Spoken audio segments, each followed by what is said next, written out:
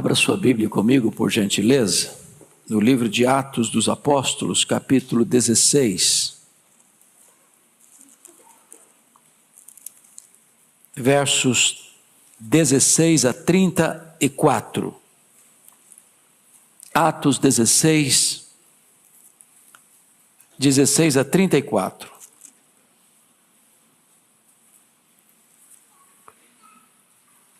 Está escrito: aconteceu que, indo nós para o lugar de oração, nos saiu ao encontro uma jovem possessa de espírito adivinhador, a qual, adivinhando, dava grande lucro aos seus senhores.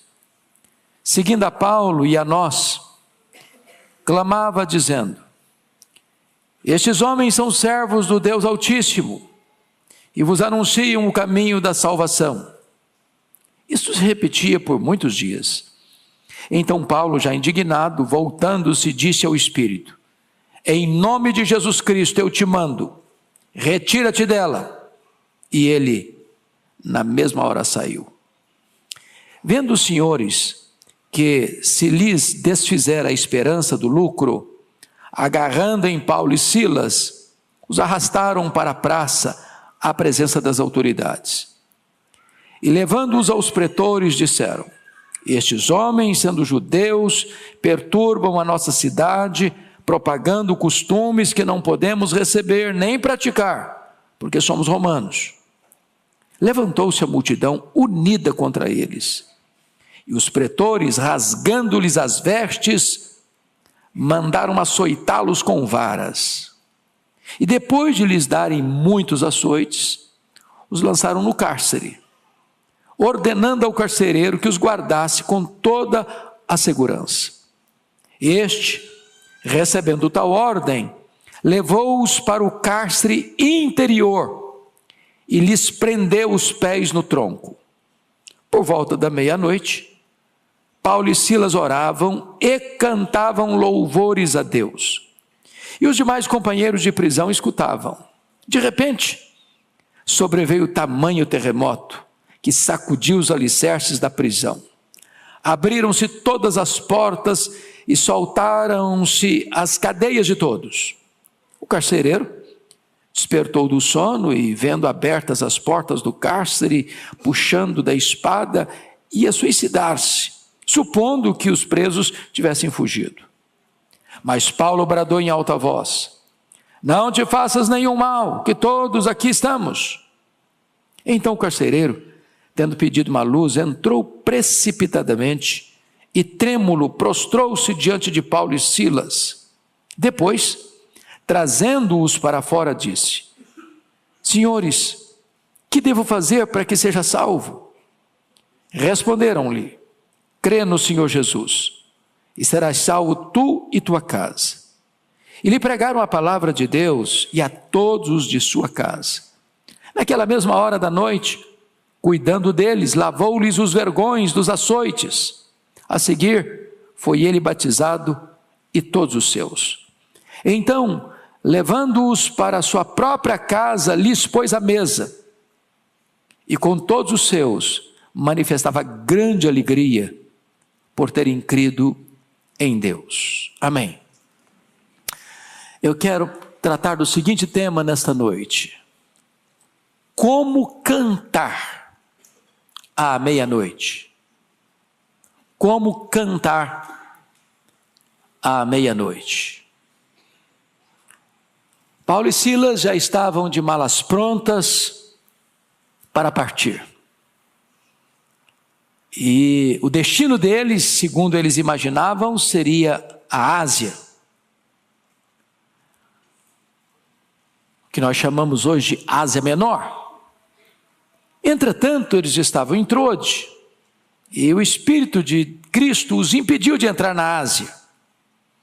E eles então escutam uma voz de um varão macedônio: passa Macedônia e ajuda-nos. E então eles partiram para aquilo que nós chamamos de Europa, para Macedônia.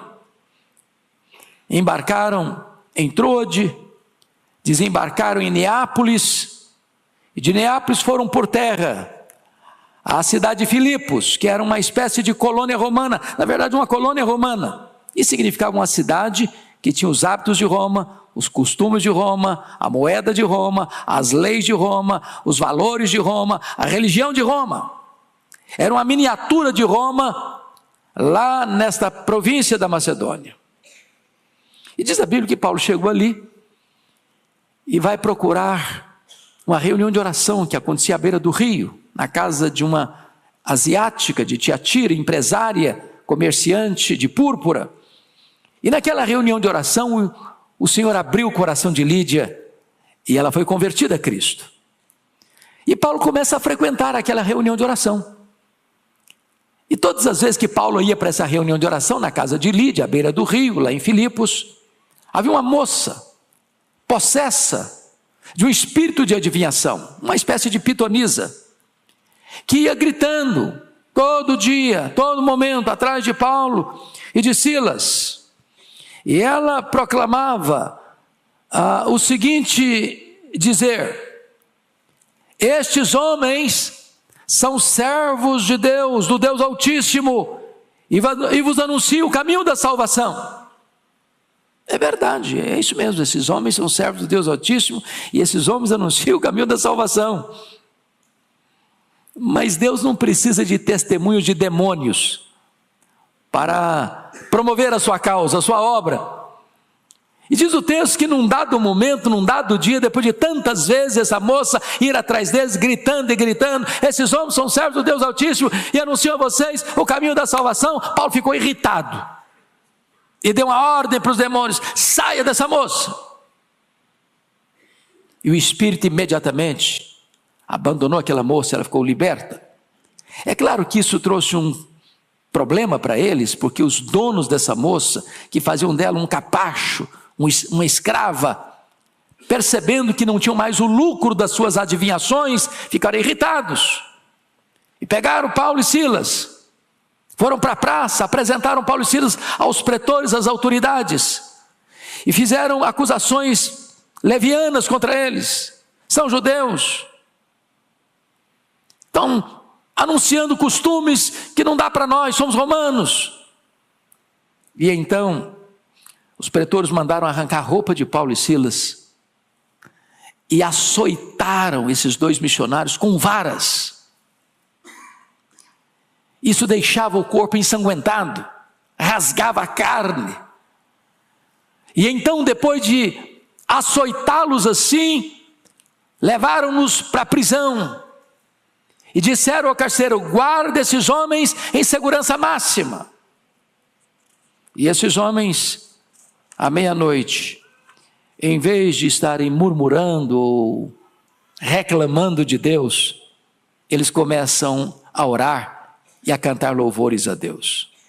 Os presos todos espantados escutam, quando então vem um grande terremoto, abala as estruturas da prisão. Um milagre aconteceu. O terremoto apenas abalou as estruturas da prisão, mas não mata ninguém. Segundo milagre, ninguém fugiu, mesmo tendo as portas abertas da prisão. O carcereiro ia suicidar-se quando Paulo disse: não te faças nenhum mal, todos nós estamos aqui. E o carcereiro, trêmulo, pega uma luz, entra lá dentro da prisão, se prostra diante dos missionários, traz-os de volta para fora, para a luz, e pergunta: o que eu devo fazer para ser salvo? E Paulo e Silas responderam: crê no Senhor Jesus e serás salvo tu e a tua casa. E aquele carcereiro é convertido a Cristo, a sua família toda é convertida a Cristo, e o homem que era um carrasco agora está cuidando de Paulo e Silas, e toda a família é convertida e toda a família é batizada. Eu gostaria então de nesse texto tirar algumas lições que passo a descrever. Primeiramente, vamos ver os cantores da meia-noite. Paulo e Silas são os cantores. E eles estão em Filipos pregando o Evangelho. Eles estão em Filipos anunciando o poder do Evangelho. A luz do Evangelho tinha chegado naquela cidade de trevas. Uma jovem endemoniada que exercia adivinhação, levava muito lucro para algumas pessoas, agora não é mais escrava do diabo. foi liberta. E agora o evangelho prevalece.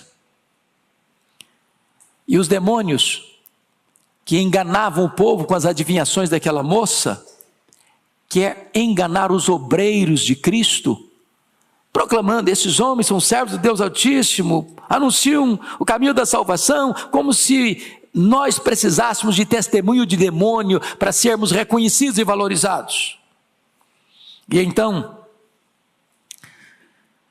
diz a Bíblia que Paulo é levado com Silas diante dos pretores, e eles fazem 3 acusações contra Paulo e Silas. Primeiro, uma questão de xenofobia, uma questão racial.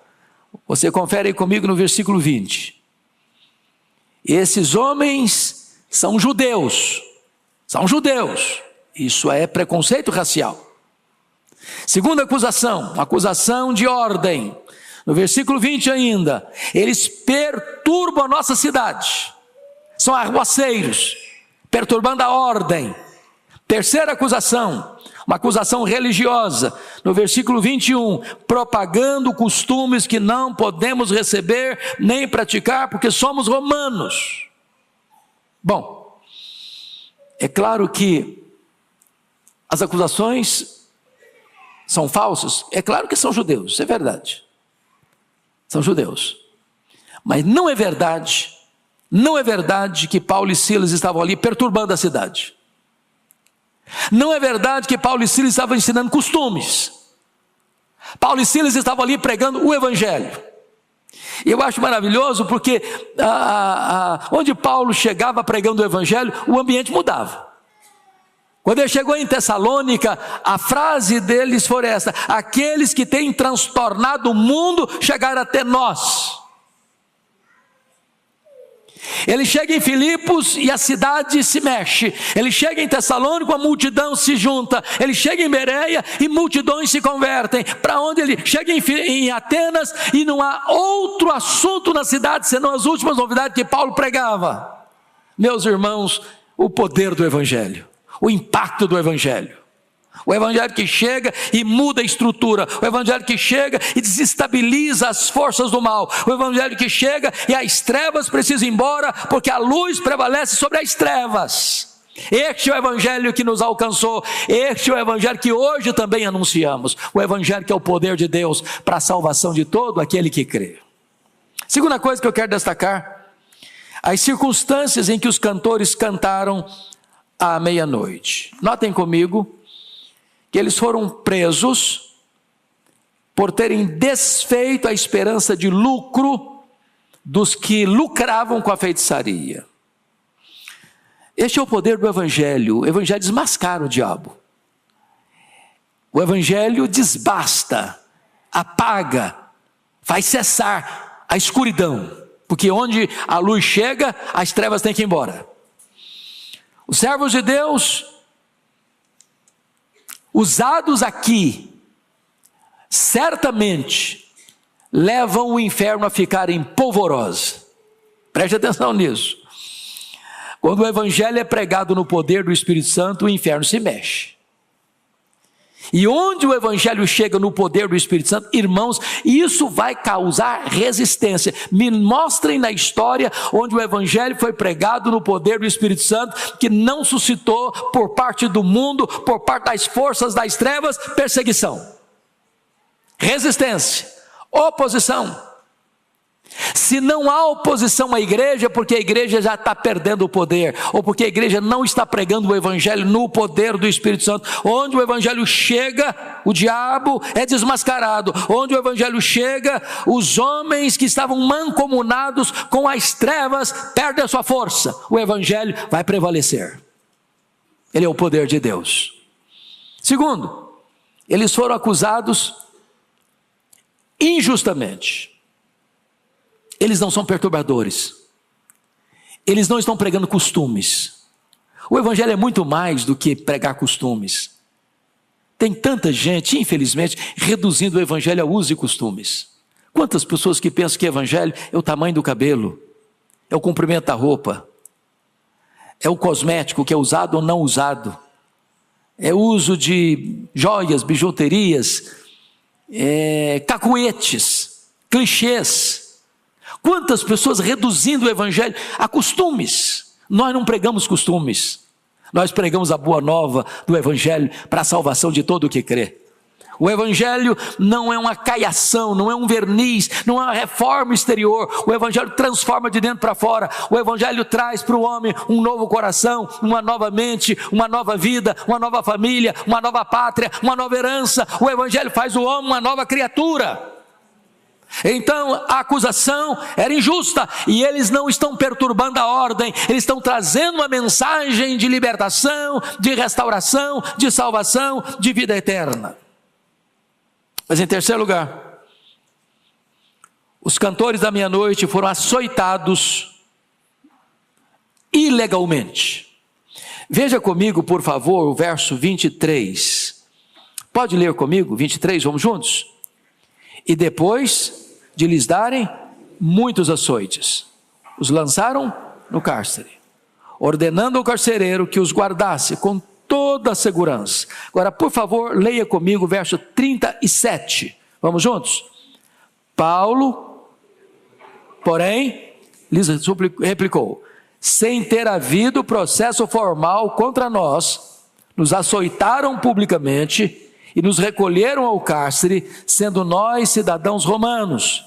Querem agora as ocultas lançar-nos fora? Não será assim. Pelo contrário, venham eles e pessoalmente nos põem em liberdade. Em outras palavras, os acusadores e os flageladores foram açodados intempestivamente, com muita pressa, açoitando esses missionários com varas, que era o castigo romano, sem sequer perquirirem, saberem se de fato esses homens eram romanos, porque sendo eles romanos, cidadãos romanos, não se podia fazer isso, a lei romana não permitia.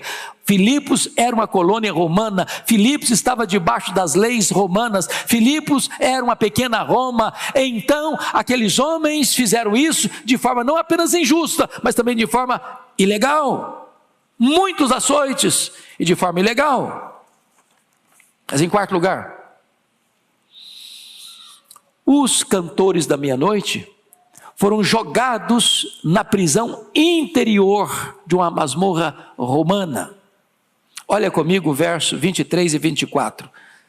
Por gentileza, veja lá, Atos 16, 23 e 24. Você pode ler comigo, por gentileza, esses dois versos? E depois de lhes darem muitos açoites, os lançaram no cárcere, ordenando ao carcereiro que os guardasse com toda a segurança. Este, recebendo tal ordem, levou-os para o cárcere interior, lhes prendeu os pés no tronco. Agora, em maio, eu tive a bênção de, pela primeira vez, visitar essa cidade de Filipos. E me ajudou muito a entender. É uma cidade de grandes estruturas rochosas. Essa prisão ficava exatamente numa grande montanha escarpada, e essa prisão era cavada na rocha. Não era uma prisão de tijolo, de parede, não. Uma prisão lá dentro de uma estrutura rochosa. E aqui eu chamo a sua atenção para a prisão romana, que tinha 3 partes. Toda a prisão romana tinha isso. Primeiro, a primeira parte era chamada de comuniora, e a comuniora era a primeira entrada da prisão, onde tinha luz e ainda ar fresco, era a comuniora. A segunda parte da prisão, onde eles ficaram, era a interiora, e a interiora era a prisão subterrânea, ou melhor, a prisão que ficava fora do olhar humano, lá para dentro, no buraco cavado em pedra. E nesse local, as pessoas eram trancadas ali, com portões pesados de ferro, e essas celas tinham 5 buracos, e o prisioneiro ficava ali, tinha que enfiar a cabeça num buraco, os 2 braços em cada buraco, e os pés amarrados em tronco também dentro de um buraco, de tal maneira que o prisioneiro não podia fazer movimentos. Cada movimento que ele fazia era uma dor a mais, era um sofrimento a mais, era uma tortura a mais. É nessa prisão que eles estavam, no cárcere interior, na interiora. E mais embaixo ainda ficava o Tulunium, onde o lugar de execução, onde os prisioneiros eram condenados à morte. Chama a sua atenção para isso, porque o versículo 24 nos informa que lhes prendeu os pés no tronco, e esse tronco era exatamente um buraco cavado na rocha. Esses homens estão numa prisão não só de segurança máxima, mas eu diria numa prisão de tortura máxima. E apesar disso, eles cantam. E apesar disso, eles oram. E é uma lição para nós, que às vezes estamos reclamando e murmurando, dormindo numa cama macia, num lençol limpo, num travesseiro aconchegante, com roupas confortáveis, com mesa farta, com carro na garagem, com a despensa cheia e com provisão para meses futuros. Esses homens nos ensinam que é possível cantar à meia-noite. Mas agora vem o terceiro ponto que eu quero destacar. A liturgia dos cantores à meia-noite. Qual foi a liturgia do culto deles na cadeia? Versículo 25, você pode ler comigo? Todos juntos? Por volta da meia-noite, Paulo e Silas oravam e cantavam louvores a Deus, e os demais companheiros de prisão escutavam. Eu gosto dessa ideia, porque vejam vocês que Deus os queria na Macedônia, e eles vão para a Macedônia.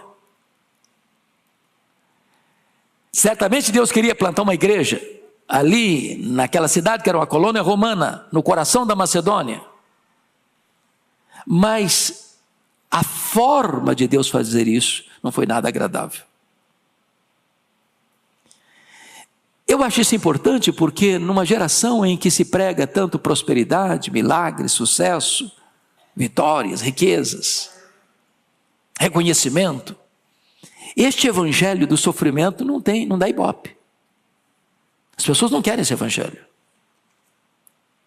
Esse evangelho não é palatável. Esse evangelho não arranca aplausos.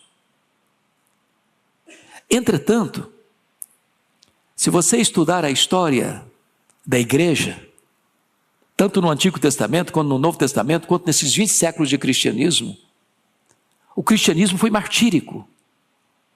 A igreja avança não porque o mundo a aplaude, não porque ela tem sucesso nas áreas que o mundo valoriza, mas apesar das agruras, apesar da perseguição, apesar das privações, apesar das lutas, apesar das lágrimas, apesar dos açoites, apesar das prisões, apesar dos martírios, a igreja vai avançando no poder do Espírito Santo.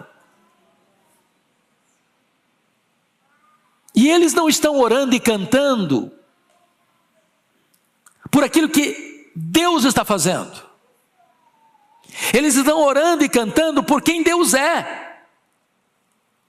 Porque às vezes você ora, oh Deus, louvado seja o teu nome, porque o diabo saiu e nós saímos como gigantes dessa cidade. Não, o diabo saiu e nós fomos para a cadeia.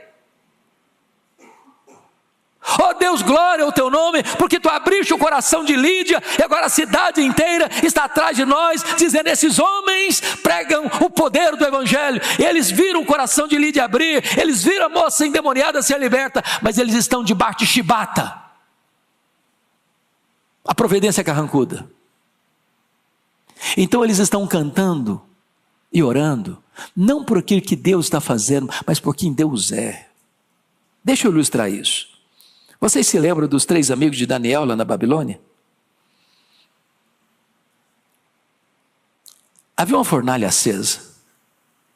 E havia um rei cruel. E o rei ficou sabendo que 3 jovens no vasto império babilônico não está atendendo a ordem do rei, não se prostrar diante da imagem que ele fabricou. E o rei mandou chamar os caras, e eles vieram. E eles disseram: olha, você vai dobrar agora ou não vai dobrar? Vai adorar ou não vai adorar? Porque se vocês não adorarem, eu vou aquecer essa fornalha mais ainda e vou jogar vocês lá. Qual foi a resposta dos jovens? Ó rei, quanto a isso, nós não podemos fazer nada. O senhor tem poder de jogar, é verdade. O senhor pode jogar. Agora, nós vamos dizer uma coisa para o senhor: nós não vamos curvar, não. Se Deus quiser nos livrar, Ele tem poder para nos livrar. Se Deus não quiser nos livrar, nós estamos prontos a morrer. Nós não vamos negociar, nós não vamos tergiversar, nós não vamos amaciar, nós não vamos ceder. Nós temos princípios, valores absolutos que nós não vamos negociar. Nossa consciência não está à venda. Nós servimos a Deus não por aquilo que Deus faz por nós, nós servimos a Deus por quem Deus é por quem Deus é que nós estamos aqui. Se Deus quiser fazer, Ele vai fazer. Se Ele não quiser fazer, Ele vai continuar sendo adorado por nós do mesmo jeito. Se Deus quiser curar, Ele cura. Se Ele não quiser curar, Ele não cura. Se Ele quiser dar vida, Ele dá vida. Se Ele não quiser dar vida, Ele não dá vida. Mas Deus vai continuar sendo adorado por quem Ele é. Bendito seja Deus. Notem mais, nessa liturgia cultica deles, eles não pedem nada.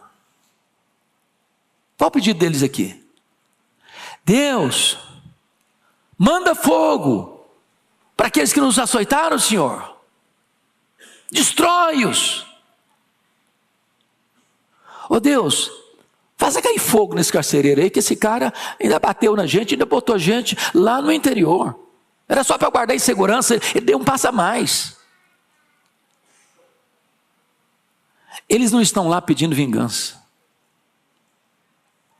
O culto deles, preste atenção nessa questão, não é, eles estão exercendo o sacerdócio no nível mais elevado, não era o sacerdócio intercessório, era o sacerdócio eucarístico, de ações de graças.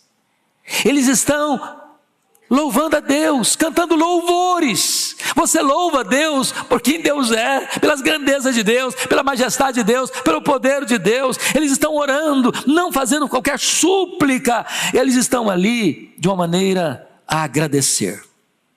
A hora era incomum, o templo era incomum, os ministros estavam ensanguentados, os prisioneiros mergulhados na escuridão. Já pensou num culto desse? Eu já fui pregar várias vezes na prisão, mas eu nunca tive a experiência de estar do lado de lá,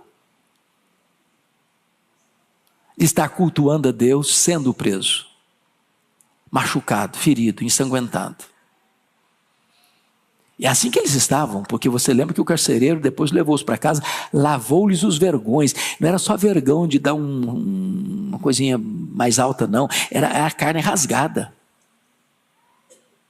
E eles estão cantando, e eles estão adorando ao Senhor. Eles não pediram nada, eles deram tudo. Terceiro lugar, eles adoram e cantam louvores por saber que mesmo que as coisas estejam fora do nosso controle, não estão fora do controle de Deus. Isso é uma lição para mim da mais alta importância, irmãos amados. Já chegou a situação na vida que você não tem mais controle? Você não sabe o que vai acontecer. Paulo não sabia se ia ficar ali um dia, uma semana, um mês ou anos. Você não sabe se o problema vai se resolver. Então você não adora a Deus, você não canta louvores a Deus, porque você está com as rédeas na mão. Você canta e adora a Deus, porque você sabe que ainda que você não esteja no controle, Deus está no controle. Você sabe que não existe acaso, não existe sorte, não existe azar, não existe determinismo cego, não existe determinismo, existe a providência. Se Deus está permitindo você passar por essa situação, Deus tem um plano, Deus tem um propósito, e Deus vai usar isso para a glória dele. É por isso que Paulo nunca se sentiu nem prisioneiro de César, nem prisioneiro de Roma. Ele se sentia prisioneiro de Cristo, embaixador em cadeias. Só mudou o campo missionário. Se o campo missionário era na rua, agora é na cadeia, e se é na cadeia, ceia, eu vou cantar, eu vou louvar, eu vou orar, porque Deus está no controle e Ele vai usar isso para a glória dEle. Então calma o seu coração. Fugiu do seu controle? Não fugiu do controle de Deus. Pois bem, então vamos ao ponto final, a última lição do texto, o último ponto da mensagem. Quais são as lições que você e eu podemos aprender nesta noite com os cantores da meia-noite? Primeira lição: no sofrimento é possível aproveitar as oportunidades para testemunhar de Cristo. A nossa tendência, quando chegou o sofrimento, eu não testemunho mais. Às vezes a nossa reação é da mulher de Jó: amaldiçoa o teu Deus e morre, porque no sofrimento não dá para adorar a Deus não. Então, você está sofrendo? Você está passando por uma luta? Está passando por uma prova? Está sendo injustiçado? As pessoas estão ferindo você, mesmo dentro do seu direito. A situação está sombria, a noite está escura, já passa da meia-noite na sua história. Aproveite essa oportunidade para testemunhar deste nome bendito. Eles estão numa cela escura, sem luz, sem ar fresco, presos, amarrados num tronco, machucados, mas eles adoram a Deus apesar disso. Não espere a circunstância mudar para adorar a Deus. Adore a Deus para que a circunstância mude. Segunda lição que podemos aprender: no sofrimento é possível você triunfar sobre as adversidades e usar as adversidades como um incenso de adoração. É isso que a Bíblia nos ensina. O problema está difícil? Naquele ditado brasileiro: faça do limão a limonada.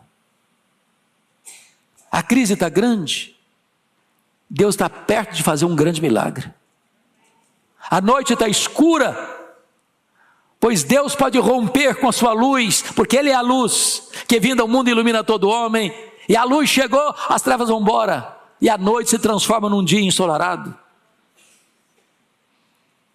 É por isso que Paulo diz assim: meus irmãos, nós nos alegramos não apenas na esperança da glória, nós nos alegramos, nos exultamos nas próprias tribulações, sabendo que a tribulação produz perseverança, e a perseverança experiência, e a experiência esperança, e a esperança não se confunde, porque o amor de Deus é derramado no nosso coração. Você vai entender como Tiago afirmou: meus irmãos, tendo por motivo de toda alegria o passar por várias provações, porque uma vez a aprovação da vossa fé confirmada, vai produzir resultados maravilhosos. É como Paulo diz: porque a nossa leve e momentânea tribulação produz para nós eterno peso de glória, acima de toda comparação. Então você está passando uma luta, comece a louvar a Deus. Terceira lição: no sofrimento é possível estar com os pés no tronco, mas ao mesmo tempo com o coração ligado no trono de Deus. O pé está no tronco, a circunstância é medonha, o ambiente é ruim, a providência é carrancuda, mas esses homens não permitem que o coração se dobre à circunstância. Por isso eles oram e eles cantam. A mente deles está ligada ao céu, o coração deles está ligado a Deus, não as circunstâncias. Quarta lição: no sofrimento aprendemos que a hora mais escura da vida ainda é tempo de adorarmos a Deus. Eu não sei se você está vivendo a hora mais escura da sua vida. Talvez você já viveu uma hora muito escura. O que fazer nesta hora? Na meia-noite mais escura da vida, ainda é tempo de adorar a Deus. Quinta lição: no sofrimento aprendemos que aqueles que cantam na prisão jamais poderão ser presos. Meus amados irmãos, isso é maravilhoso, porque o que o mundo pode fazer em você é prender o seu corpo, limitar seus movimentos, mas ninguém pode prender o seu espírito. Ninguém pode prender o seu coração. Ninguém pode prender a sua alma. Estão batendo em você, machucando você, ferindo você, humilhando você, sendo injustos com você, botando você numa prisão escura. Mas a sua alma está livre. Seu coração está livre. Seus lábios estão livres. Sua mente está livre para adorar a Deus. Ninguém pode prender alguém que está na presença de Deus. Se você canta meia-noite, louvores a Deus, ninguém pode prender você. Ninguém. Porque se existe uma coisa que ninguém pode tomar de você, é o direito que você tem de reagir sobrenaturalmente. As pessoas falam mal de você, você fala bem delas. As pessoas perseguem você, você ora por elas. As pessoas machucam você, você é instrumento de bênção na vida dela.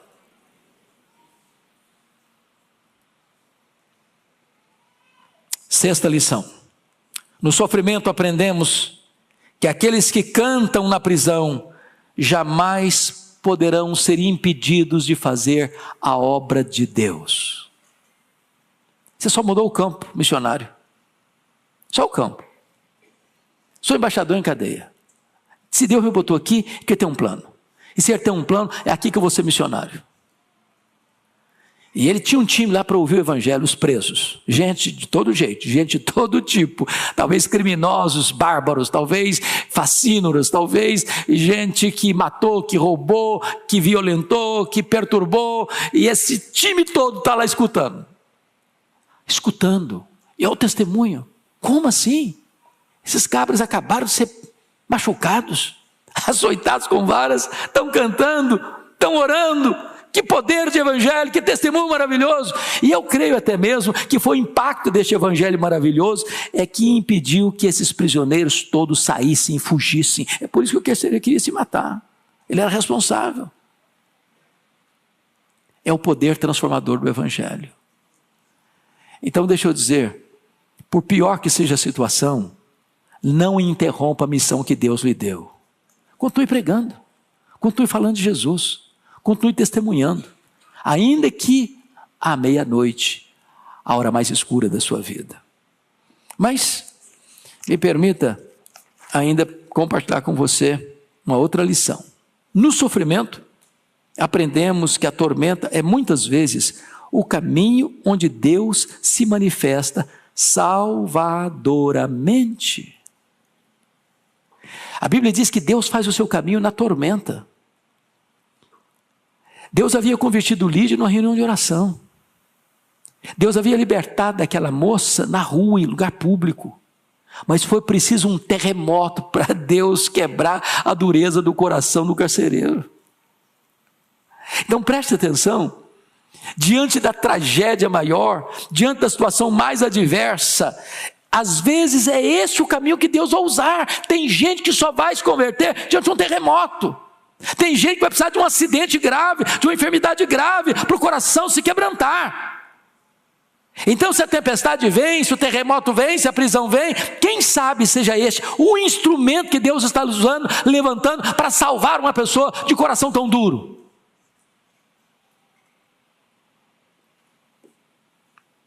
Agora, fechando, último argumento.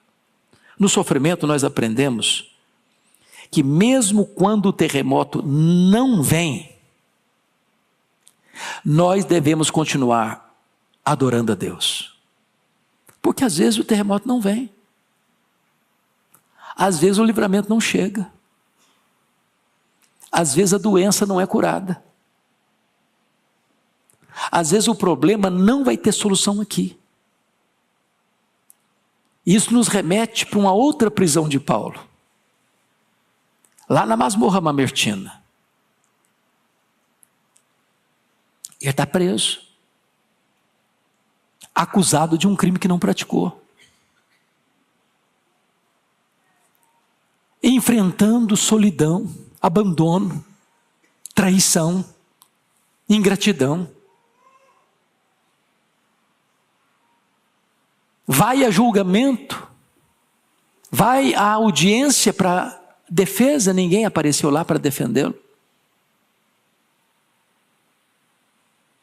Deram a sentença, pena de morte.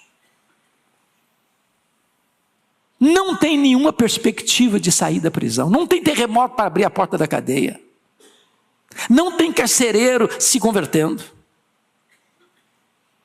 Mas apesar dessa situação, o terremoto não vem, o livramento não chega, mas o homem continua adorando a Deus, e ele vai dizer o seguinte: eu combati o bom combate, eu completei a carreira, eu guardei a fé, já agora a coroa da justiça me está guardada, e não apenas a mim, mas a todos quantos amam a sua vinda. E ele diz: o Senhor me livrará de toda obra maligna e me levará salvo para o seu reino celestial. A Ele glória pelos séculos dos séculos. Se o livramento não vem, você continua louvando, porque na hora que sua voz cessar aqui, você vai continuar louvando a Deus por toda a eternidade, onde não tem mais choro, nem pranto, nem dor, nem luto, porque as primeiras coisas já terão passado. Cantores da meia-noite, onde eles estão?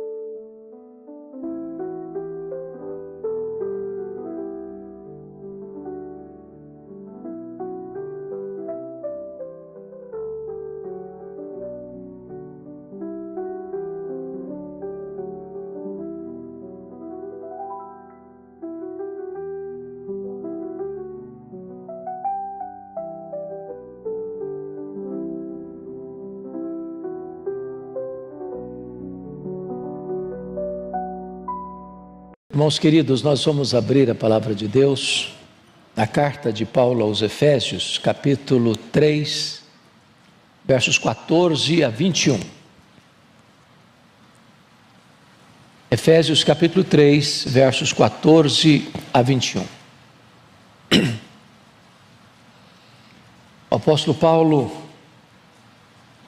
escreve, e ao escrever ele relata a sua própria oração, quando diz assim: por esta causa me ponho de joelhos diante do Pai, de quem toma o nome toda a família, tanto no céu como sobre a terra, para que, segundo a riqueza da sua glória, vos conceda que sejais fortalecidos com poder, mediante o seu Espírito no homem interior, e assim habite Cristo no vosso coração pela fé, estando vós arraigados e alicerçados em amor, a fim de poderdes compreender com todos os santos qual é a largura e o comprimento e a altura e a profundidade, e conhecer o amor de Cristo que excede todo o entendimento, para que sejais tomados de toda a plenitude de Deus.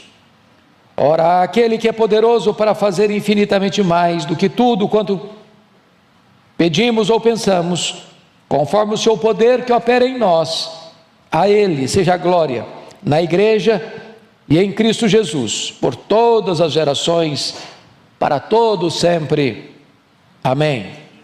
Amém. Eu quero conversar com vocês hoje sobre o tema a oração mais ousada da história. A oração mais ousada da história. Quando você lê o livro de Atos dos Apóstolos, 3 igrejas se destacam. Primeiro, a igreja de Jerusalém.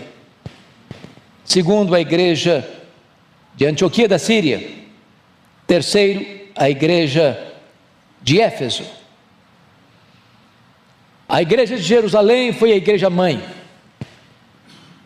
A igreja de Antioquia foi a primeira igreja missionária, que levanta os olhos e quer cumprir a grande comissão até os confins da terra.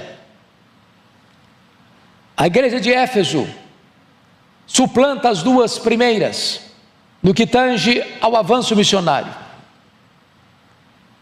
porque foi ali que Paulo experimentou um grande reavivamento espiritual, a ponto de uma cidade sede do templo da deusa Diana e do culto ao imperador ser totalmente tomada pelo poder da palavra de Deus, a ponto da palavra de Deus prevalecer. Igreja que vai plantar igrejas em toda a província da Ásia Menor. Igreja que vai ser pastoreada depois de Paulo por Timóteo e mais tarde pelo apóstolo João. O apóstolo Paulo, depois que saiu desta cidade, onde deixa uma igreja vibrante, no meio de tantas lutas e perseguições, ao ser preso em Jerusalém, ao ser transferido para Cesareia e ser enviado para Roma, nessa primeira prisão em Roma, ele escreve esta carta, conhecida como a rainha das cartas de Paulo, talvez a mais relevante carta sobre a doutrina da igreja em todo o Novo Testamento. E nesta carta o apóstolo Paulo vai fazer 2 orações, a primeira delas relatada no capítulo 1, versos 15 a 23, onde ele pede a Deus iluminação, para entendermos 3 coisas. Primeiro, para entendermos, vejam vocês comigo, no versículo de número 18, a esperança do nosso chamamento. Segundo, a riqueza da glória da sua herança nos santos. Terceiro, a suprema grandeza do seu poder para com os que cremos. Ele está pedindo que Deus abra os nossos olhos para entendermos isso, ilumine os nossos olhos para compreendermos isso, nosso chamamento, a nossa herança e o poder que está à nossa disposição. Mas nessa segunda oração, a que acabamos de ler, capítulo 3, versos 14 a 21, ele pede a Deus agora capacitação, poder. E eu estou seguro disso, irmãos, o apóstolo Paulo aqui faz a oração mais ousada da história. Paulo aqui se põe de joelhos e alcança o pináculo da sua teologia, porque quanto mais você se prostra diante de Deus, mais alto você consegue ver as coisas espirituais. Alguém já disse com razão que um santo de joelhos enxerga mais longe do que um filósofo na ponta dos pés. Eu estou convencido disso. A oração é o recurso mais poderoso que Deus colocou nas nossas mãos. Porque quando você ora a Deus, você está conectando a fraqueza humana à onipotência de Deus. Quando você ora, você está unindo o altar da terra com o trono do céu. E Paulo está aqui orando, pedindo que Deus revista a sua igreja com poder. Paulo está preso, é verdade, mas a palavra de Deus está algemada. Os homens podem prender um pregador, mas eles não podem algemar a sua alma. Eles podem até impedir que o pregador proclame, mas não podem impedir que um pregador ore. Porque ainda que os seus lábios sejam silenciados, a sua alma geme, a sua alma clama, a sua alma grita por Deus, e Deus escuta gemidos, e Deus escuta o silêncio, e Deus escuta a oração. Então, eu gostaria que vocês olhassem comigo esta oração que eu chamo de a oração mais ousada da história. É curioso que Paulo, mesmo preso, mesmo algemado em Roma, nesta oração, ele não faz nenhum pedido de coisas terrenas, materiais, circunstanciais. Ele podia pedir soltura da sua prisão. Ele era um homem enfermo, ele podia pedir cura para a sua enfermidade. Ele era um homem cheio de cicatrizes, enfrentando lutas, porque nesta prisão, ele escreve uma segunda carta a Filemon, onde ele vai dizer que ele era um velho, abandonado, enfrentando acusações levianas. Ele podia pedir para Deus sair em sua defesa, para que a sua reputação não ficasse manchada, mas ele não faz nenhum desses pedidos. Ele foca a sua oração especificamente pedindo a Deus capacitação de poder. Então eu gostaria que nós, com o texto aberto, pudéssemos olhar essa oração. Primeiro, vamos ver o preâmbulo desta oração. E ele começa assim: por esta causa. Que causa é esta? O que ele está falando? Por que ele introduz com esta expressão? Por esta causa tem a ver com tudo aquilo que eu já disse até agora. No capítulo 1 ele prova que a salvação é uma obra de Deus. Quando Deus o Pai nos elegeu antes da fundação do mundo para sermos santos e irrepreensíveis. No capítulo 1 ele diz que nós fomos redimidos pelo sangue de Cristo e fomos adotados na família de Deus. No capítulo 1 ele vai dizer que o Espírito Santo nos foi dado, e o Espírito Santo nos selou, e o Espírito Santo nos foi dado com o penhor, dizendo que Deus vai completar essa obra que começou em nós. No capítulo 2 ele vai provar que esta redenção que Deus planejou na eternidade foi executada por Jesus Cristo no tempo. Nós estávamos mortos e Ele nos deu vida. Nós estávamos arruinados e Ele nos fez assentar nos lugares celestiais, acima de todo o principado e potestade. Nós estávamos perdidos e Ele nos salvou por sua graça. E Ele no capítulo 2 ainda mostra que judeus e gentios foram estreitados num só povo, numa só família, de tal maneira que o muro que separava foi quebrado, e agora somos uma só igreja, judeus e gentios servindo ao Deus vivo. No capítulo 3 ainda, ele vai mostrar que o grande mistério de Deus, oculto das gerações, está agora revelado, que Deus forma de judeus e gentios um só povo, uma só igreja, um só rebanho, uma só família. E agora ele vai orar, pedindo esta capacitação. Por esta causa ele diz: eu me ponho de joelhos. O judeu costumava orar de pé, mas Paulo aqui, por esta causa, se põe de joelhos. Ele está tão extasiado com o plano da redenção, com a obra de Deus, que ele não tem outra postura a não ser se curvar diante desse Deus. E agora ele vai mostrar a motivação desta oração. Ele diz: me coloco de joelhos diante do Pai, de quem toma o nome toda a família, tanto no céu como sobre a terra. Vamos entender isso aqui, irmãos. A igreja é a família de Deus. Ainda que você tenha passado uma luta tão grande a ponto da sua família ter rejeitado você, você pertence a uma família onde não existe rejeição.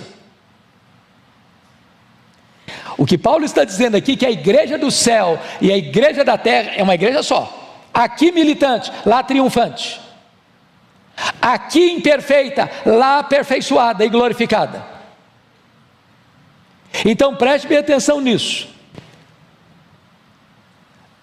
A igreja tem identidade, e a identidade da igreja é o seu Pai.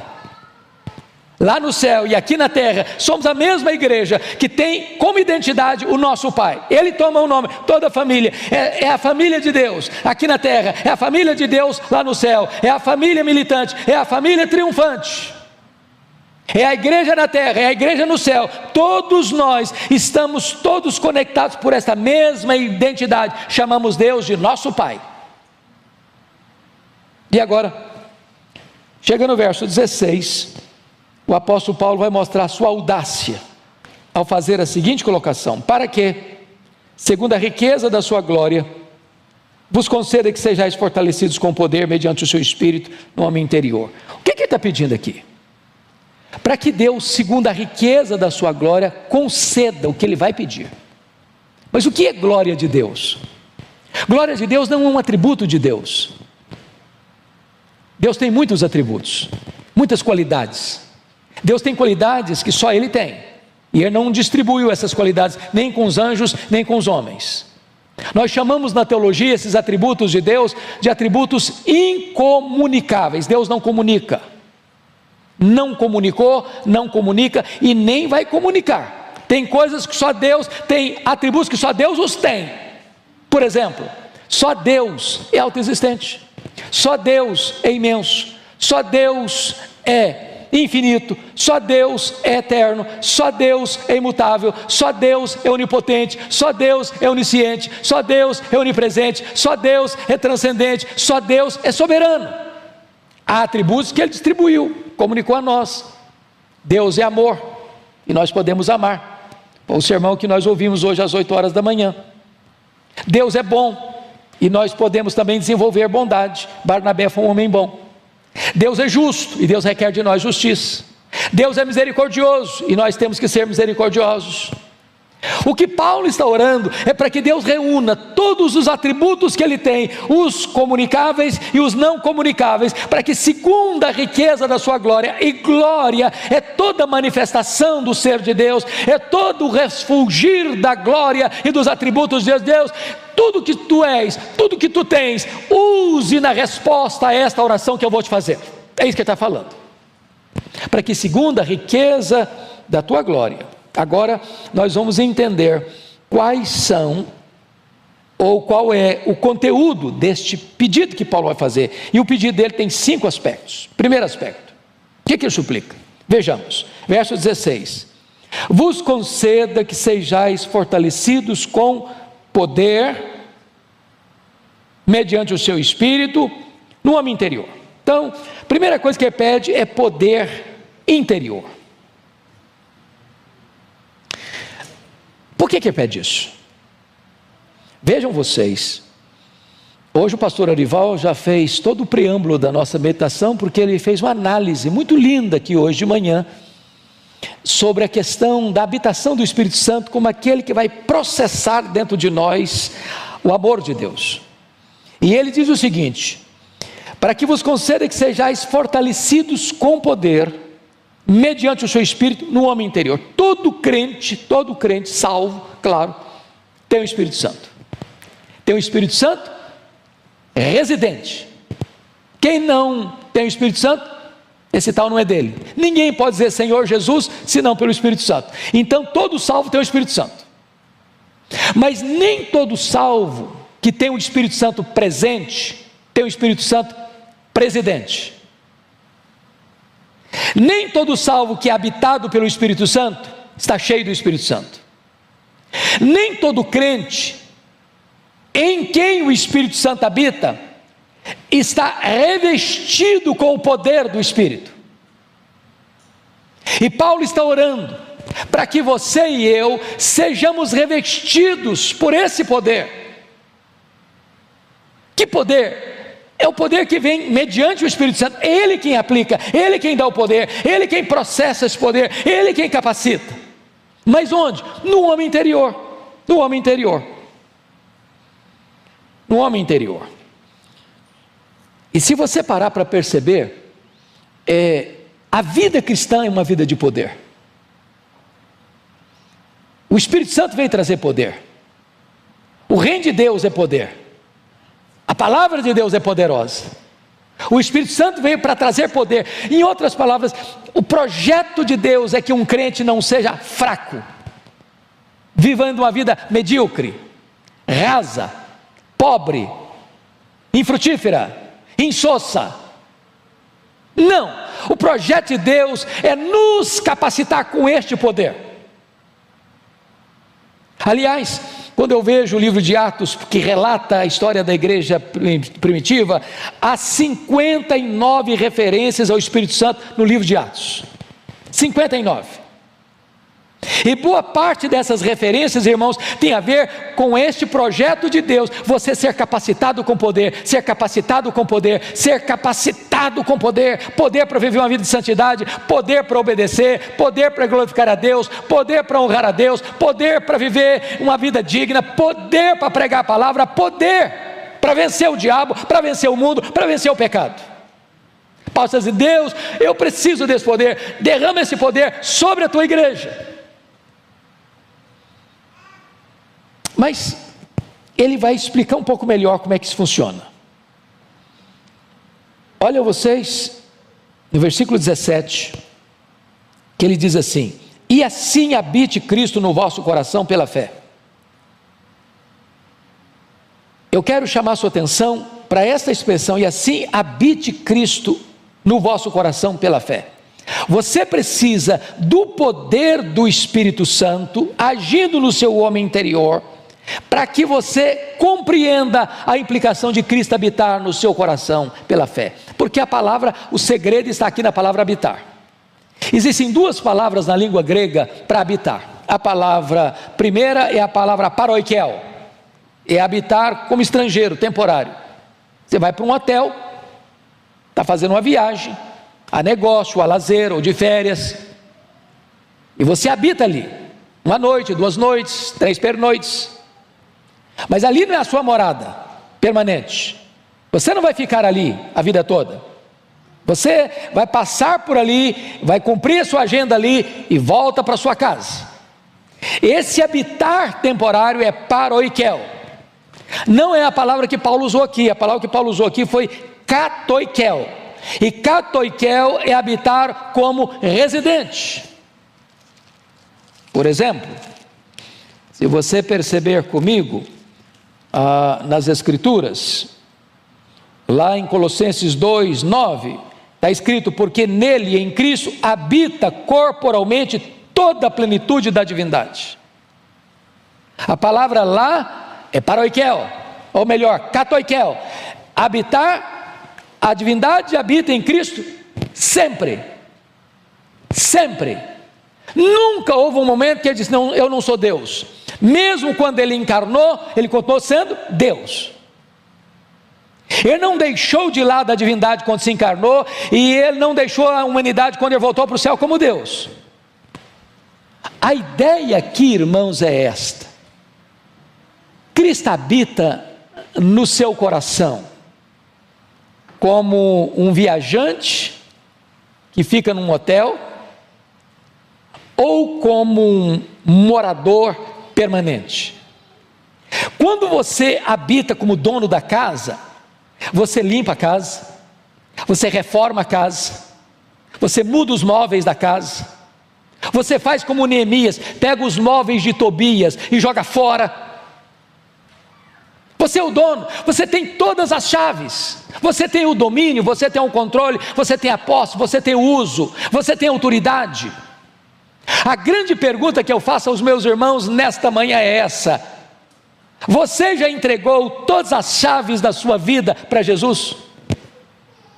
Existe alguma área da sua vida que ainda não está debaixo do governo de Jesus? na sua vida pessoal, na sua vida sentimental, na sua vida sexual, na sua vida financeira, no seu relacionamento conjugal, no seu relacionamento com seus pais, no relacionamento com seus filhos. Você já colocou Jesus para comandar essa casa?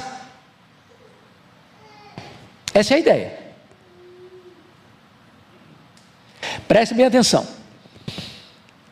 Às vezes a gente pensa em poder como uma coisa etérea, ou pensa em poder como uma coisa assim, sobrenatural, ou um milagre que aconteceu, acabou de acontecer aqui, todo mundo está pasmo. Paulo está dizendo que esse revestimento de poder tem coisas práticas. É você entregar as chaves todas da sua casa, da sua vida, do seu coração, do seu casamento, da sua família, dos seus negócios, da sua empresa, do seu comércio, da sua vida de lazer, do seu descanso, tudo isso você entrega a Jesus. Toma conta, é teu, fica aqui, mora aqui, o Senhor é o dono da casa, o Senhor faz o que o Senhor quiser da minha vida. É preciso ter poder para isso, irmãos, para que Jesus habite no nosso coração dessa maneira. Mas vamos avançar um pouco mais no pedido de Paulo, quando ele diz assim: assim habite Cristo no vosso coração pela fé, estando vós arraigados e alicerçados em amor. Bom, eu não combinei com o pastor Arival para pregar o que preguei, porque ele já tratou desse assunto hoje de manhã, sobre a questão do amor, mas aqui Paulo vai lançar duas metáforas sobre amor. Notem comigo: arraigados e alicerçados. A palavra arraigado vem de raiz, e a palavra alicerçado vem de alicerce. Então ele está usando uma figura da botânica, ele está usando uma figura da engenharia civil, ele está usando a figura de uma árvore, e ele está usando a figura de um prédio. Tanto uma árvore quanto um prédio precisa de quê? De estabilidade. O que dá estabilidade para uma árvore? Suas raízes. O que dá estabilidade para um prédio? Seu alicerce. Se uma árvore não tiver raiz, quando passa o vendaval, ela tomba. Se um prédio não tiver um alicerce saudável e bom, se o engenheiro errou nos cálculos, quando vem um problema mais grave, o prédio entra em colapso. O que Paulo está dizendo? Como é que você sabe que Jesus habita no seu coração? Como é que você sabe que Jesus não é apenas um morador temporário, mas é o dono da casa?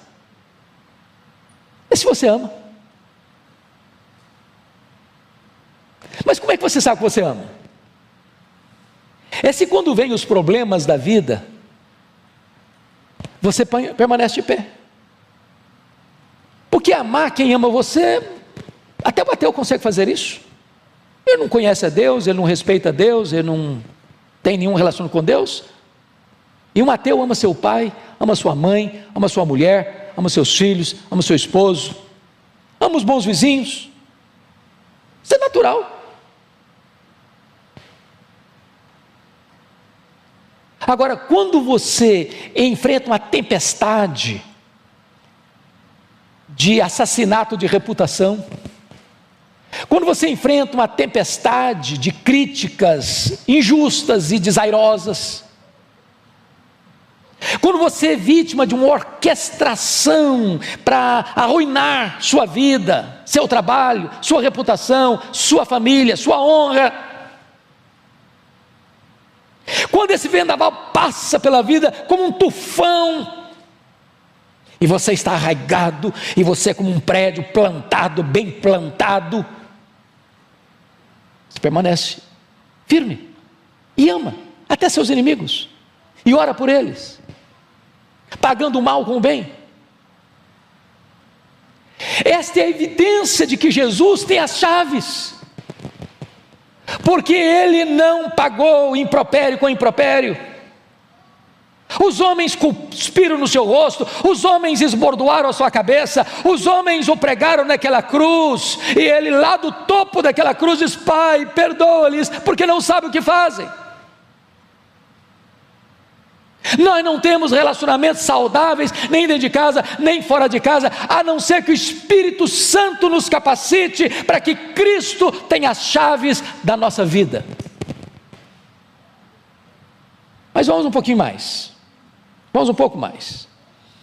Quando você compreende que o amor é a essência da vida cristã, porque é a virtude mais importante, é superior aos dons espirituais, é a evidência de que você é uma pessoa salva, é a prova de que você é um discípulo, é a única condição que Jesus exigiu, por exemplo, para você ser restaurado para a obra dele.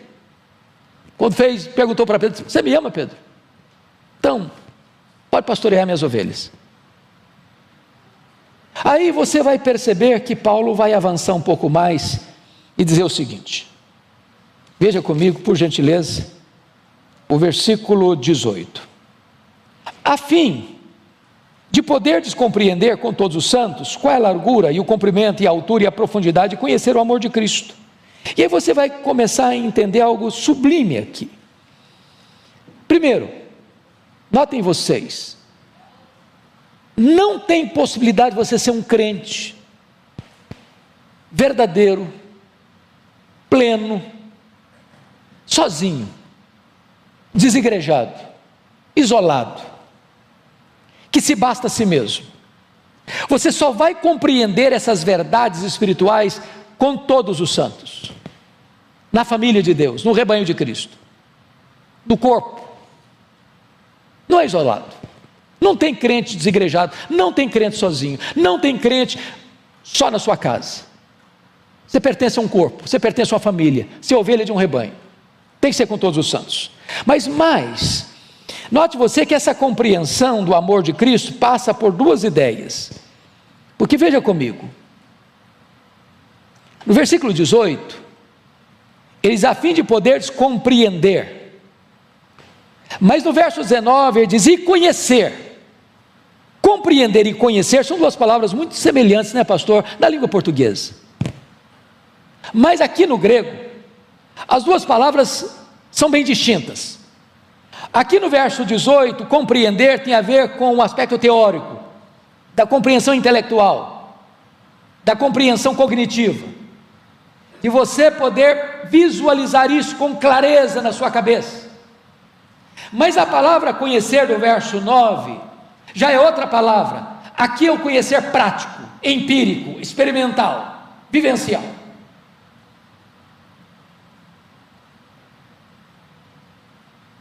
Você não conhece o amor de Cristo porque você lê um livro fenomenal, que tem todos os conceitos de que o amor de Cristo, entendi. Aí eu compreender, no verso 18. Mas esse conhecer o amor de Cristo, é algo que é aqui dentro, é da sua experiência, é aquela doçura que invade o seu coração, é aquele deleite que você encontra nele, é aquele prazer que você tem em estar na presença dele, é aquela relação de dois amigos que não querem separar-se um do outro. Você quer a presença dele, você anseia por ele, você o deseja mais do que ouro e do que prata, você quer estar na presença dele, conhecer ele mais e mais e mais e mais e mais e mais, e quanto mais você caminha com ele, como Enoque, mais você quer caminhar. Você e eu precisamos de poder, amados, para compreendermos o amor de Cristo. Como Paulo chegou a dizer, o amor de Cristo me constrange. Eu não sei quanto a vocês, eu tenho um gosto imenso de ler Martyn Lloyd-Jones, talvez foi o pastor mais influente do século XX, e aquele homem conseguiu alcançar para mim as profundezas da graça de Deus, ao expor as Escrituras, e ele disse o seguinte: se você entende, se você medita, se você compreende, se você conhece as profundezas do amor de Cristo por você, que sendo Deus não julgou como usurpação ser igual a Deus, ele a si mesmo se esvaziou, ele mesmo assumiu a forma de servo, ele voluntariamente vai para a cruz, depois de se cuspido, esbordoado, ele voluntariamente vai para o cadafalso da ira de Deus, que devia cair sobre nós, e sorve gota a gota aquele cálice amargo da ira de Deus no nosso lugar. Se você entende a cruz, se você compreende a cruz, e você não se emociona, você não entendeu a cruz. se isso não mexe com você, se isso não toca você, se isso não mexe com as suas entranhas, se isso não constrange você, você não entendeu o que Ele fez por você. Ele está orando para Deus dar essa capacitação para a igreja.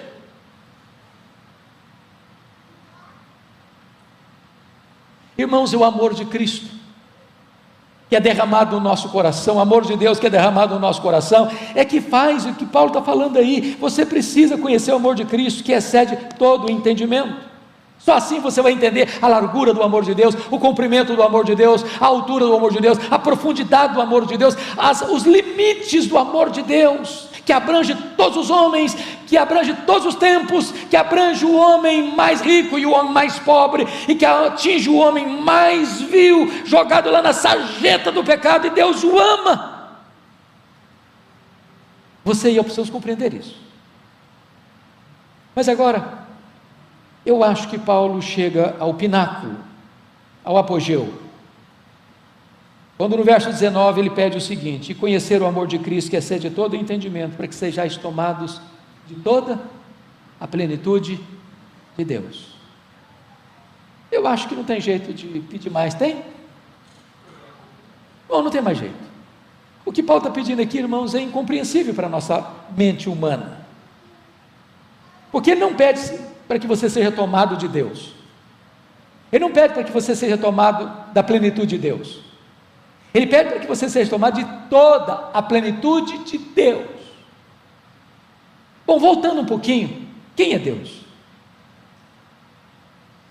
Pense nos atributos de Deus, da sua infinitude, da sua imensidão, da sua eternidade, da sua imutabilidade, da sua autoexistência, da sua onipotência, onipresença, onisciência, transcendência. Esse é um termo que às vezes nós não lidamos tanto. Transcendência, o que significa isso? Significa que tudo que existe, tudo que existe, eu vou lhe dizer algo: o universo não é nem imenso, nem infinito. Imensidão e infinitude são atributos exclusivos de Deus. Agora, para nós, o universo é imenso e infinito. Sabe por quê? Porque nenhum homem, por mais robusto que seja o seu conhecimento, por mais perito que seja no seu entendimento científico, é capaz de dizer: aqui está o último limite do universo. Os homens estão todo dia extasiados com a grandeza insondável do universo, calculando-se mais de 93 bilhões de anos-luz de diâmetro. Isso significa que se você voasse nessa velocidade da luz, você demoraria mais de 93 bilhões de anos para ir de uma extremidade à outra do universo, pois Deus é maior do que isso. Não há um centímetro que Ele não possa dizer: isso aqui é meu, criei isso aqui, sou dono disso aqui, estou aqui. Ele está em toda parte. E agora Paulo orando para que você e eu, frágeis vasos de barro, sejamos tomados de toda a plenitude de Deus. Sabe qual é o problema que você e eu temos?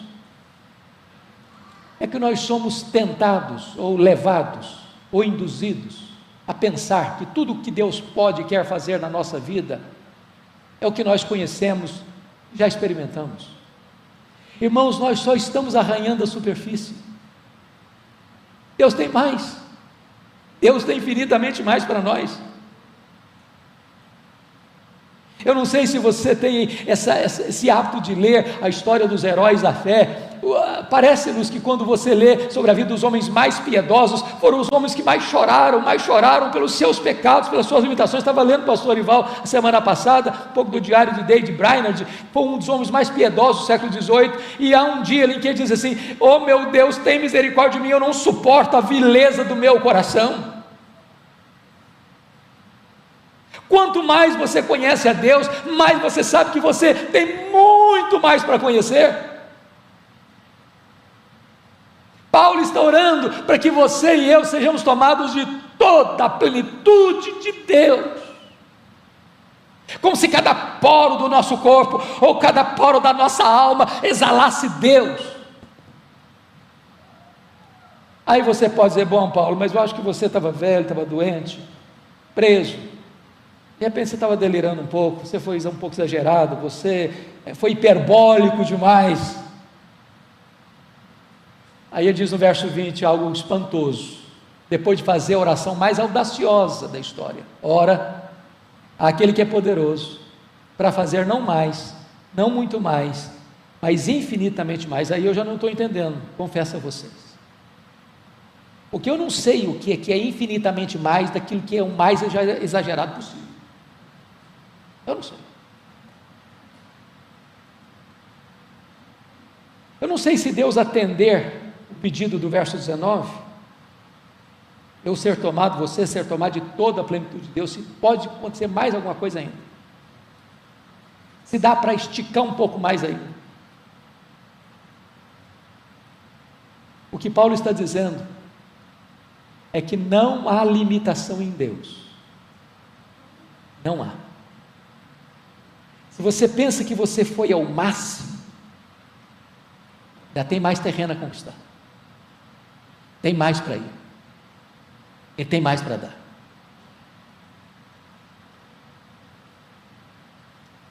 Como é que Paulo termina essa oração? Não poderia ser de outra maneira, a não ser com a doxologia. Versículo 21, ele diz: a Ele seja a glória na igreja e em Cristo Jesus, por quanto tempo? Por todas as gerações, para todo sempre. Sabe o que significa isso? Que você e eu vamos viver para sempre, e sempre, e sempre, e sempre, para exaltar este Deus.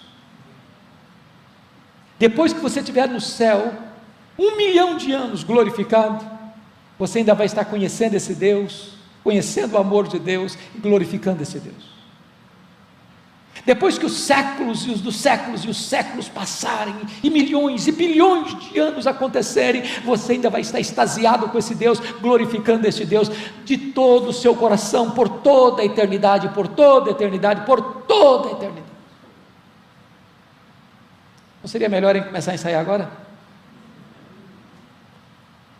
Vamos ficar em pé?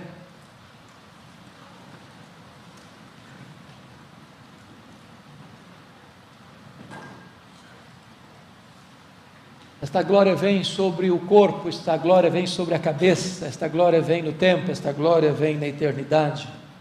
Esta é a glória que Deus quer derramar sobre nós, para vivermos esta vida maiúscula e superlativa.